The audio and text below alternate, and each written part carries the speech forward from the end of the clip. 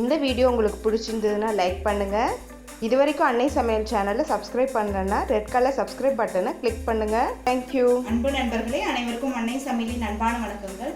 இன்னைக்கு அன்னை சமையலில் நம்ம பார்க்க போகிற ரெசிபி உளுந்து கஞ்சி. வாங்க எப்படி செய்யறதுன்னு பார்க்கலாம். அரை கப் அரிசியை நல்லா கழுவி ஒரு குக்கரில் சேர்த்துருக்காங்க.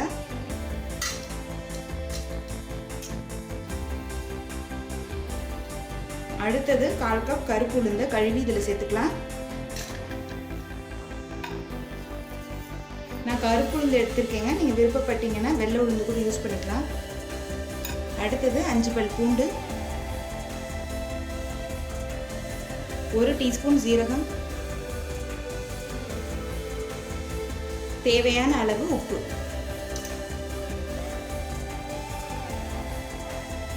இப்போ தேவையான அளவு தண்ணி சேர்த்துக்கலாங்க. 5 மடங்கு அளவு தண்ணி சேர்த்துக்கோங்க. நான் அரிசி அரை கப் எடுத்திருக்கேன், உளுந்து 1/4 கப் எடுத்திருக்கேன், மொத்தம் 3/4 கப் எடுத்திருக்கேன். 5 மடங்கு தண்ணி சேர்த்திருக்கேன்.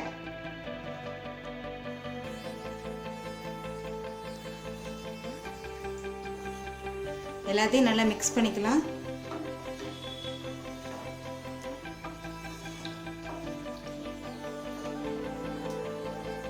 இப்போ மூடி போட்டு 5 விசில் வர வரைக்கும் வச்சிடலாங்க.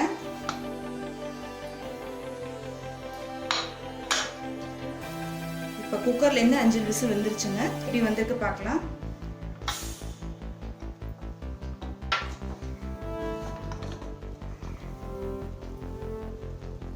அரிசி உளுந்து நல்லா குழஞ்சிருச்சுங்க.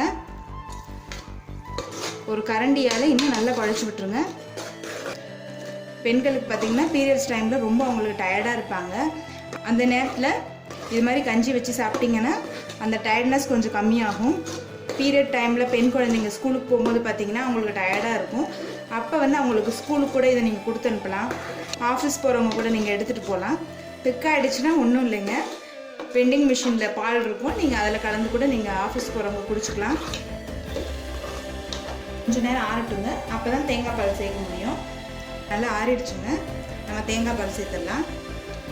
நான் 1 கப் அளவுக்கு தேங்காய் பால் சேர்க்குறேன். நல்லா கலந்துக்கலாங்க.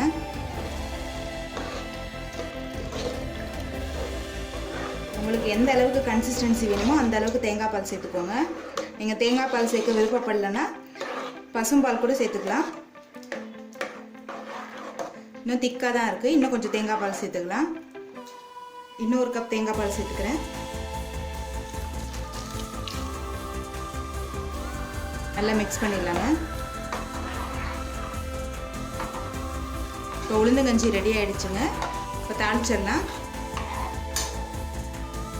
இப்போ கஞ்சியை தாளிச்சிடலாங்க. இந்த ஸ்டெப் பார்த்திங்கன்னா ஆப்ஷனல் தான், ஏன்னா நம்ம காரத்துக்கு எதுவுமே போட்டுக்கல. அதனால் காரத்துக்காகவும் நல்ல வாசனைக்காகவும் தான் நான் இந்த ஸ்டெப்பு பண்ணுறேன். நீங்கள் விருப்பப்பட்டால் பண்ணுங்கள், இல்லைன்னா வேண்டாம். முதல்ல கொஞ்சம் கருவேப்பிலை, 1 பச்சை மிளகாய்,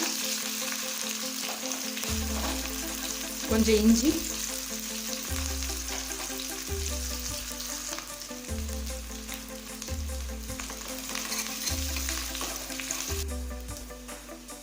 இப்போ ஸ்டவ் ஆஃப் பண்ணிடலாம். ஆஃப் பண்ணிவிட்டு கொஞ்சமாக பெருங்காயத்தூள் சேர்த்துக்கலாம். இப்போ தாளிச்சதை நம்ம கஞ்சியில் சேர்த்துடலாங்க. நல்லா கிளறி விட்டுருங்க. இப்போ உளுந்தங்கஞ்சி ரெடி ஆகிடுச்சுங்க. நம்ம சர்வ் பண்ணிடலாம். இப்போ சுவையான சத்தான உளுந்தங்கஞ்சி ரெடி ஆகிடுச்சுங்க. ரெசிபியை ட்ரை பண்ணி பாருங்கள், கண்டிப்பாக உங்களுக்கே பிடிக்கும். ரெசிபி பிடிச்சிருந்ததுன்னா வீடியோவை லைக் பண்ணுங்கள், கமெண்ட் பண்ணுங்கள், ஷேர் பண்ணுங்கள். இது வரைக்கும் அன்னை சமையல் சேனல் சப்ஸ்கிரைப் பண்ணலாம், சப்ஸ்கிரைப் பண்ணுங்கள். தேங்க்யூ.